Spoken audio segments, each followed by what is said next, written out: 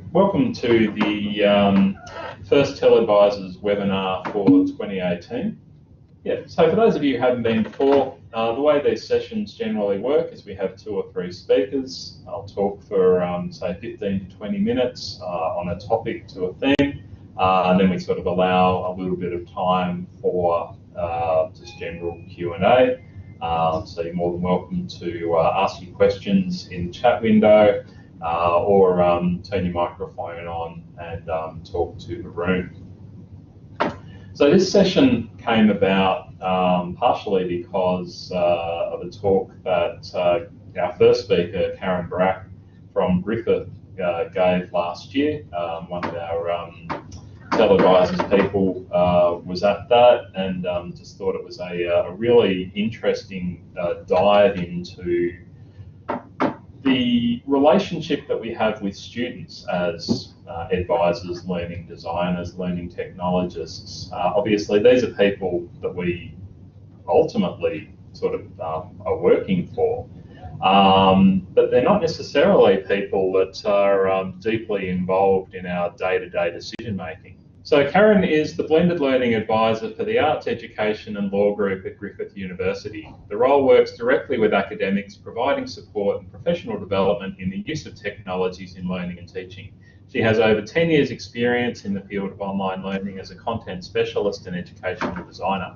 She's currently undertaking a PhD investigating the intersection of pedagogy and technology in academic design and delivery practices in higher education settings. So with that, I might turn over to Karin if you're ready to start. Okay, great. It's good to hear that my presentation hit home with some people at Escalate.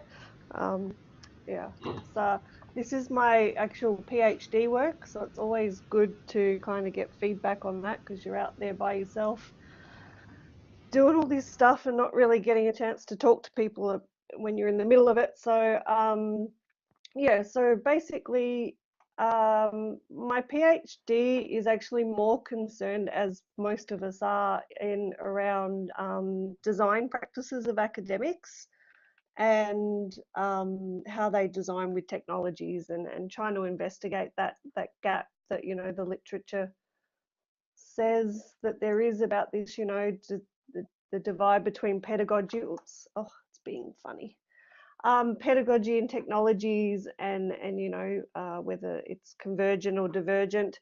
But I've become much more interested in between the academics' perceptions of stuff and then how the students receive that. And even though in this study the data I'm collecting from students is actually quite small and not the main purpose, that's the bit that I actually really connect to as my day job of learning design. So, you know, we all know there's this problem of, oops, let me just go back to my chat so these boxes don't keep, you know, there's the design for use, and then there's actually user-centered design. So, you know, how we often design for the way we think the students are going to use it, but as this image shows, you know, people have their own pathways through a design. And as we change the roles of the students towards more student-centered learning, you're giving more agency, and we can't always anticipate how people use our designs, which is why it's so important to get the student voice involved.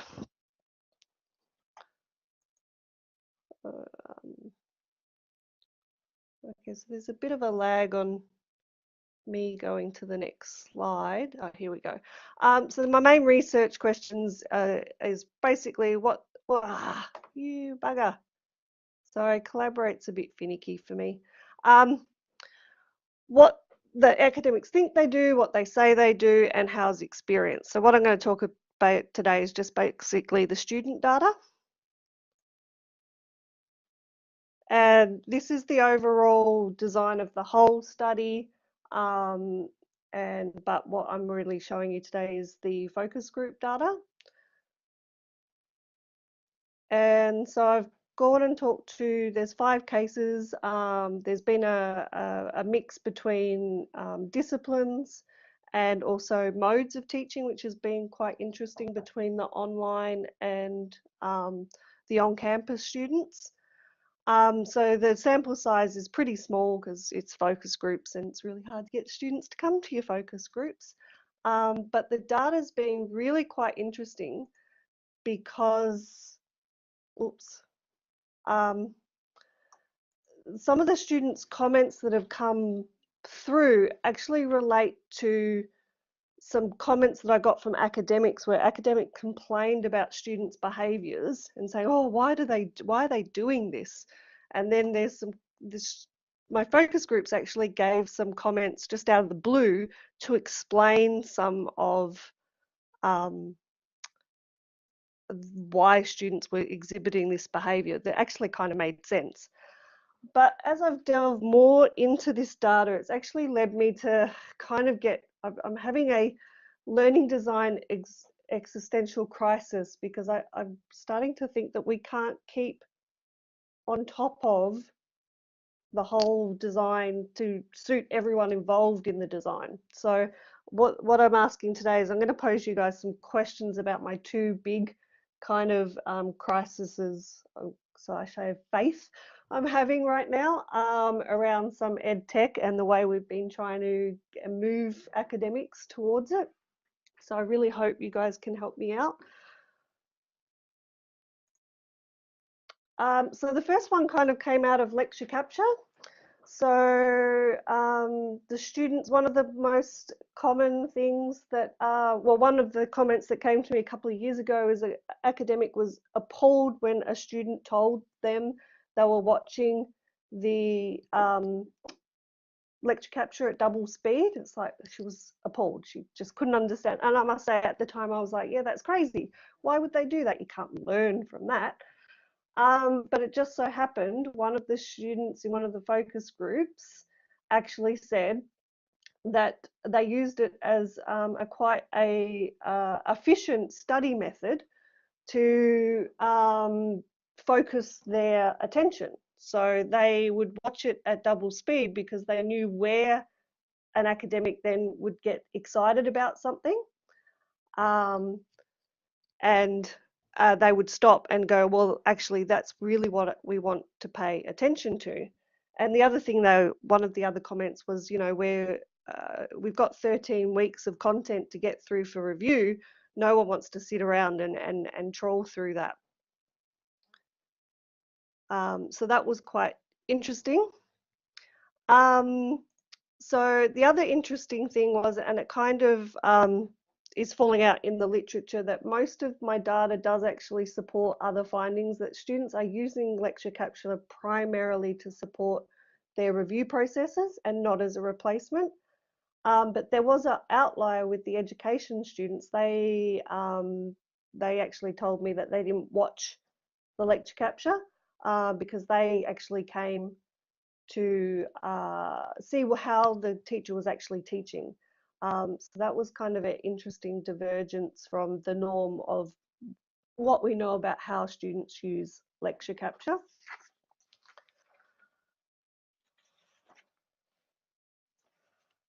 The other big thing that came out of the lecture capture data, and this has led me to my crisis around what it does and what it can do.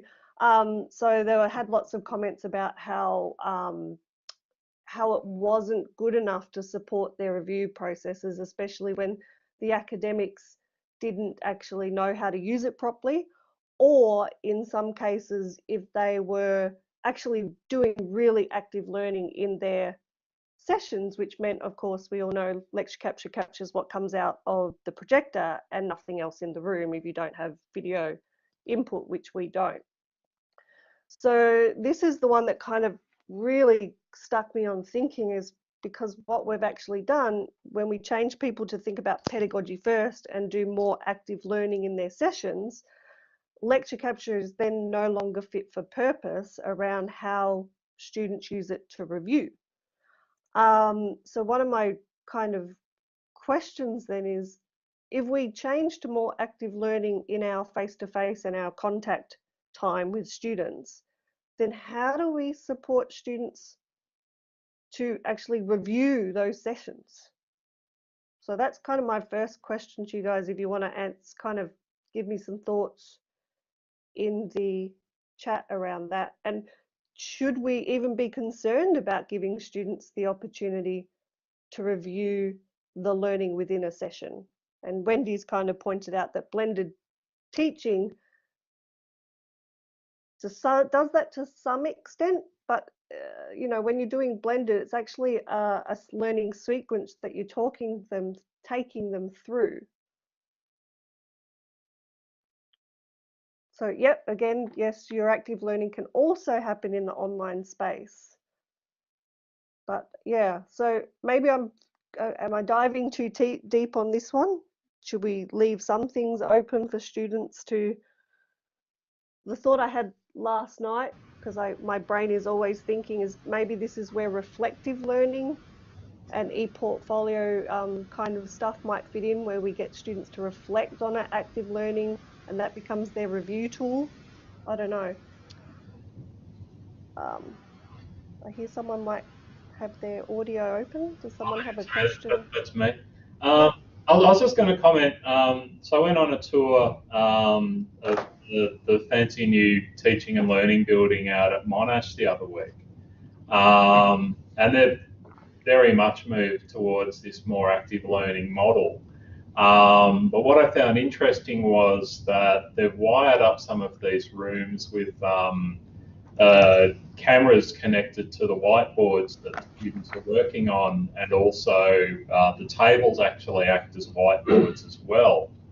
Wow. So you can use buttons to basically switch between the feeds that you're getting. So they're filming whatever's happening on the whiteboards. So you're basically capturing all of that activity now, and so presumably students are getting access to that in the capture recordings too. So maybe it's more just a matter of thinking about new ways that we can make use of the video that's being recorded. Yeah, that's great. Yeah, and I guess I must also show we're only just moving to the new Echo as well, which will go a little bit of the way towards capturing. But yeah, I really love that idea of everything in the room being captured like that. That's amazing. Okay. Okay, so the next kind of data I'm going to focus on is the stuff around the LMS and how students use the LMS. So, you know, often I'm sure you guys have heard this before, and especially in your face-to-face courses or your blended learning courses, you know, academics will say, why should I care about what's in the LMS site? I told them, you know, in the first lecture or tutorial. So we talk to our guys a lot about, you know, your LMS that's where the structured, you can sell the learning pathway and show how everything's connected and how important it is to put your teaching presence and instructional guidance in your learning, in your LMS. So it was interesting to see out of this data how students really rely on their LMS to do that structuring and help them to self-regulate their learning pathways. And I do have in these 5 case studies, there's some examples of some of the courses are highly structured. Some of my colleagues have worked on these courses, and there was some examples of unstructured and barely used, you know, sites. Basically, one of the ones was a 50-page PDF was put up into the site, and the PDF was actually the course. So yeah, the LMS to the students is really their place. It's their Bible. That's where they want to know how to make their way through stuff. If they want to go back again to support their to review. And when they're not structured, they really feel lost and like things are all over the place, which, you know, this, we all know this. And then how do we communicate this to our academics?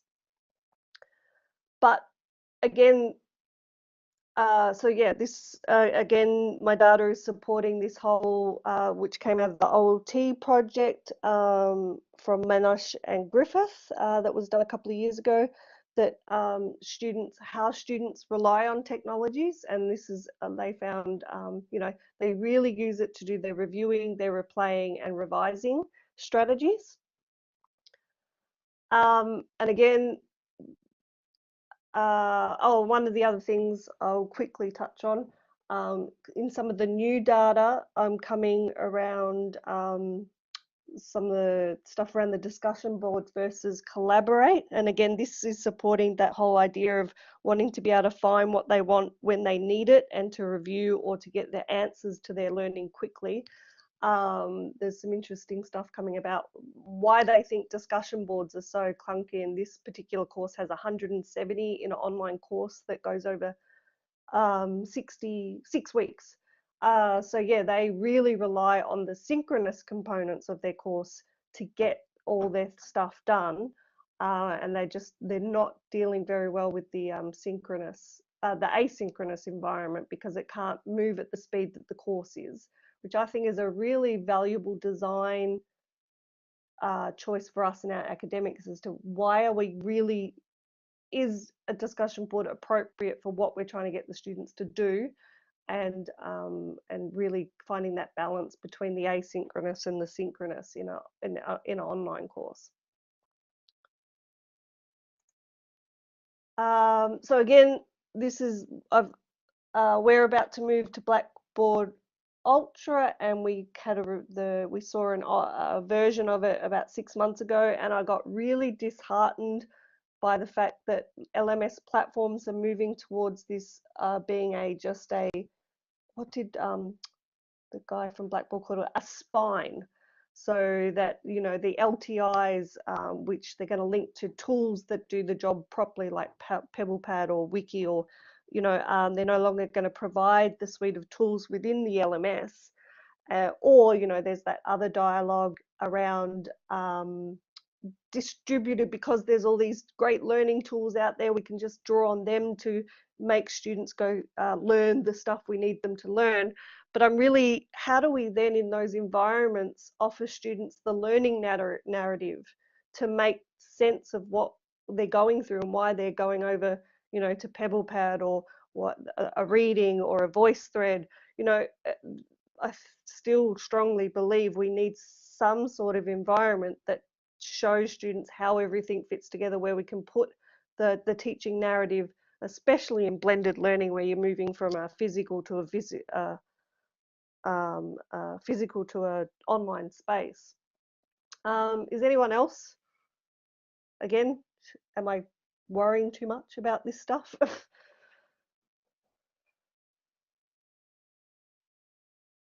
Oh, just one comment, Karen. It's Wendy from Charles Darwin Uni. I'm also concerned about the LTI integrations, but I think it's just a matter of time for them to be developed. So the sophistication in the LMS is not there yet, and we're losing some functionality, so it is a concern.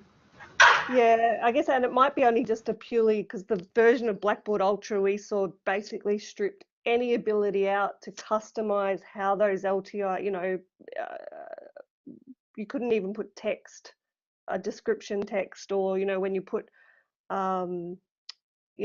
it seemed to be just like, here's a link, here's a link, here's a link. How do we put the narrative around those links? And we also looked at Canvas, and I actually wanted to go to Canvas because it still allowed us the flexibility to put the narrative and customize the environment where these links lived, which hopefully maybe Blackboard's dealt with by the time we get to Ultra. Yeah, Tom, you have a question?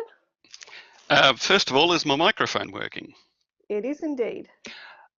I guess I'm an old-fashioned Moodle user, and I just do the content like it was a distance education course. Here is the chronological path of the course. Here are the milestones, which are assessment items. If there's something I want a student to do, it has assessment and a deadline associated with it. I guess I don't see what the problem is with this. It's about, for me, it's about embedding the teacher talk and the stuff that you would because the teacher is the facilitator through that content, and making the links from one to the other.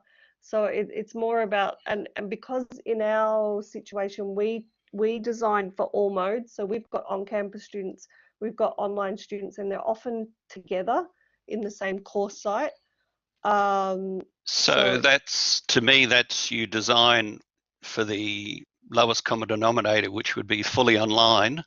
Yes. Then you supplement that with face-to-face components.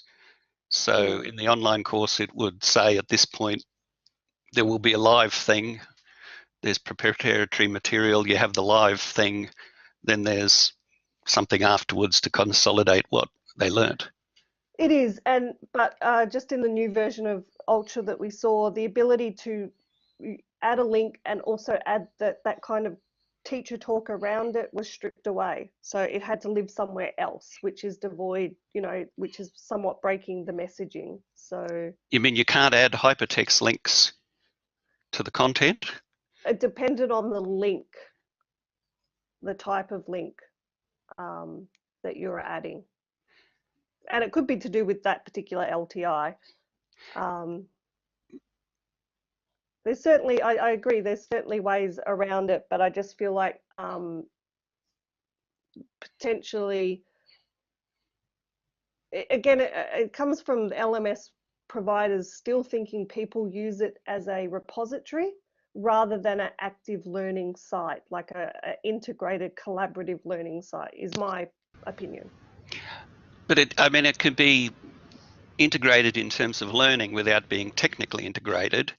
So if it just says on the screen, go off to the classroom for the live thing, or go off to the video system and get the video, without necessarily having a click here and you will be teleported there.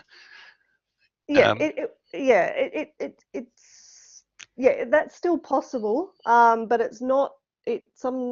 In some cases, it would be an extra text box that you would put in, and it wouldn't be something naturally an academic would think to do, because they'll think, I'm just wanting to add the video link, and then so that they're missing the visual clues to put their teacher talk around it. And that's all, potentially. Well, I think that's a fault with the training of the lecturers, not the computer system. But I'll leave it at that. Yeah, well, sometimes people don't take. So I have 500 academics. Some of them don't come and talk to me. So, yeah. Okay. So yeah, I was just going to say we should probably keep moving. Yep. So I'm just gonna. I think that was kind of my last big point. But so I just want to reiterate. I really think the importance of student voice into these conversations is really critical. And I had the divide thing before. So we bridging that divide is making sure your pedagogy speaks to your technology, and your academics, and your teacher voice is always going back and forth. But I think it's somewhat more complex than that. That it's actually not just because students have their own study strategies and their own ways of using technology, as the teachers do. So it's actually bringing all those things together in our design conversations, in a way to bridge that divide. And actually, I won't show you this one because I wrote it yesterday, and I don't think it makes sense. But yeah, so yes, just basically being truly student-centered, giving students the space to operate into those environments, and taking what they need to do in those environments to learn into our own design. And that's the end of that. Now, just thinking we might move on to Meg's talk and save just time for questions at the end of that, if that's all right. Yeah, sure. No worries. All right. So thanks. Can everyone just show their appreciation for Karin, please? Either chat. There's little clappy icons if you haven't seen them before. Fantastic. Thanks, everyone. It makes me feel very good.